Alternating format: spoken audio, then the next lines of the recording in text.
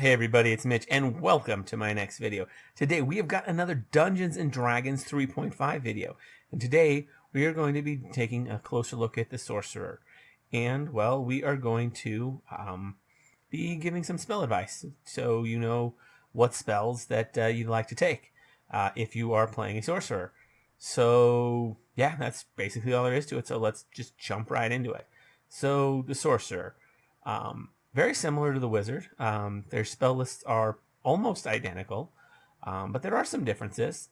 Now, there's also some important differences in the way they cast their spells, like how Wizards have, spells prepared and spells known, whereas Sorcerers only have spells known. They do not have spells prepared, which changes the advice that you're going to get.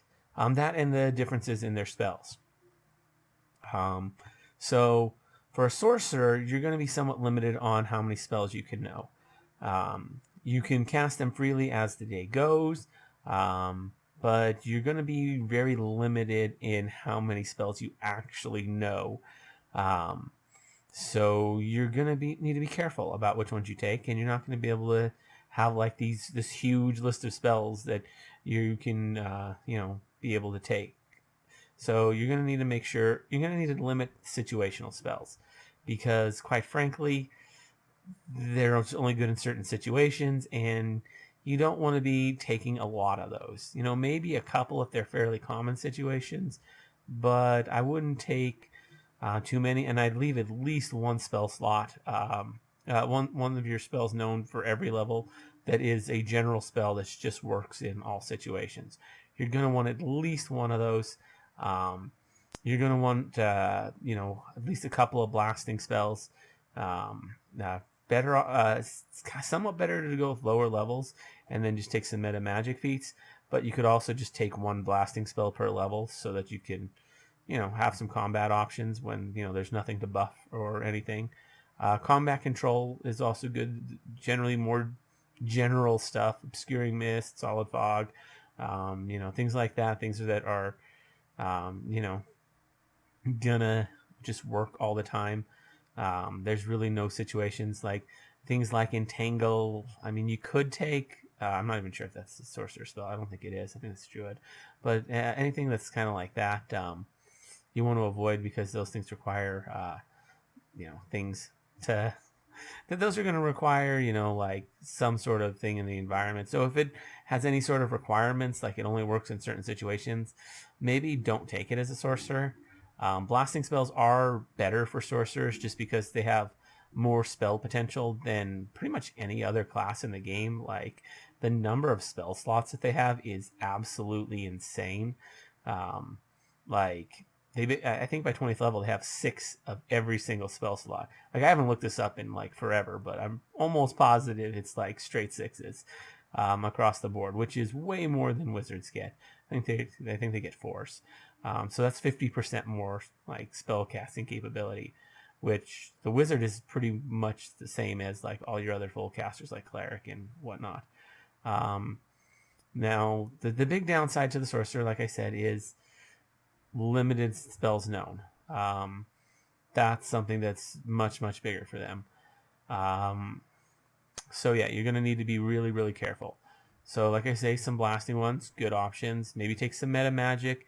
I know it seems bad for sorcerers, but there's because if you use a meta magic, it becomes a full round action.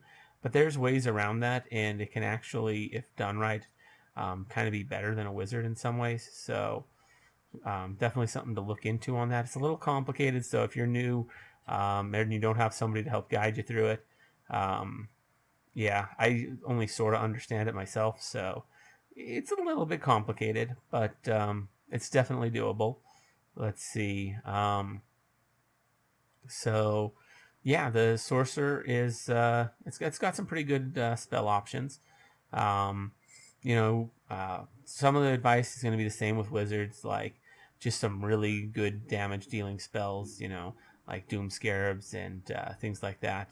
Just generally good. Now some unique sorcerer spells like Wings of Cover, very nice spells. Which Wings of Cover will basically make you immune to all attacks from one particular person for one turn. That's just pretty nice. It just straight up protects you from anything that one person is throwing at you. So that can be super, super helpful. I've seen my player make great use of that spell. And that is a sorcerer-only one. Really, really good one, too. Yeah, there's a number of really good sorcerer-only spells. You definitely want to look into those because those are some of the better spells out there.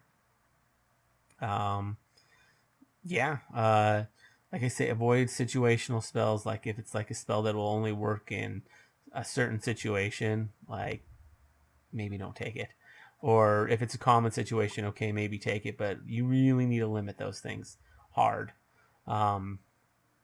Stick to things that are generally going to be pretty decent.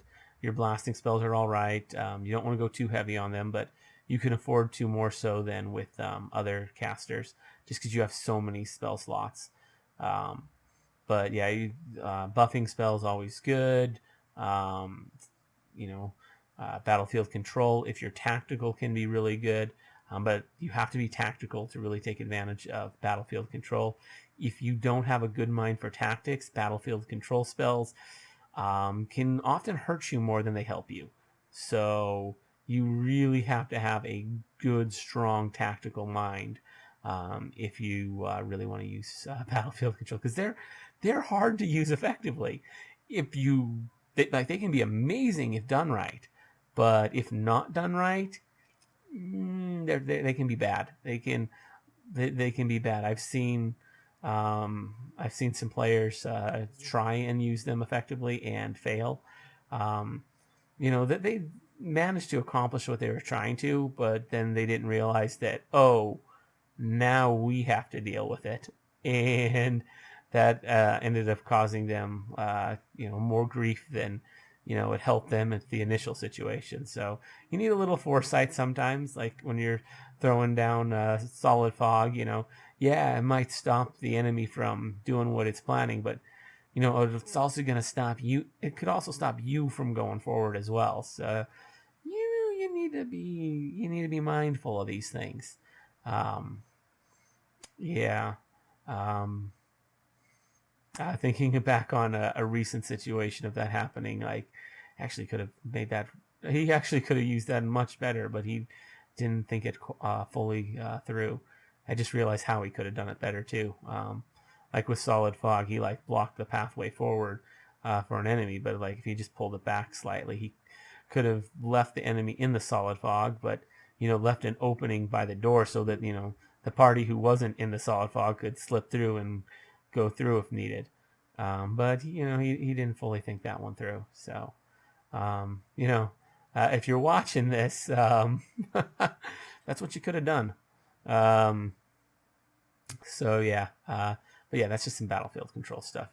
You really, it can be really good, but only if you know tactics. Like if you're good at tactics. Kind of rambled on that one a little. So yeah, blasting, generally good. Is it your best option always? Maybe not, but it's never exactly a terrible option. Generally better to try and get some that avoid saves, because a lot of enemies will have saving throws and spell resistance and all that. They'll have fairly high saving throws, and they'll have decent spell resistance. So things that'll avoid those things, so that the person you're casting them on doesn't get the chance to defend. That can always be really nice. Now the spells that make it so that are hard to defend against almost always do less damage. So you'd want some of both for that reason, because ones that have lots of defenses to them hit harder when they work. So when you have enemies that don't have a lot of defenses, you're going to want blasting spells that are easy to defend against, because they're going to hit this guy harder, because he has no defenses. So you're going to want both to punish enemies who don't have a lot of defenses, while at the same time having some that get through both. And you should have enough spells known to be able to grab a couple. You don't need them every single spell level. Like there's meta magic, so you can put some blasting spells every few levels or whatever. I think personally, I think you should have a blasting spell on every level, like one. Um, yeah, so like one first level blasting spell, 1 second. Some of these blasting spells will be ones that get through defenses, some won't. Because you can just be like, okay, yeah, my second level spells or whatever have get through defense.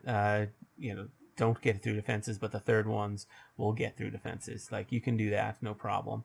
Like I don't know for sure if those are the levels. Those are just examples.